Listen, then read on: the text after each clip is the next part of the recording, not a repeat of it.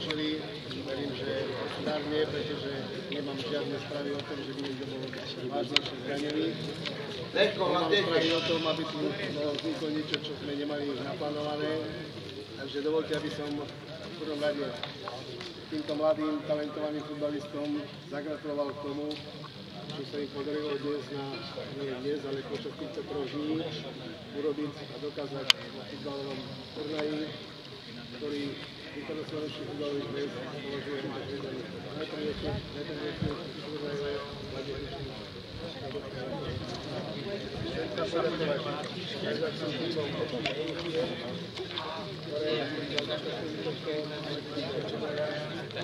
poďakovať organizačným tímom Evolucie, ktoré zabezpečoval a samozrejme všetkým funkcionárom, ktorí nám poskytli možnosť hrať na ich futbalových štadiónoch a umožnili nám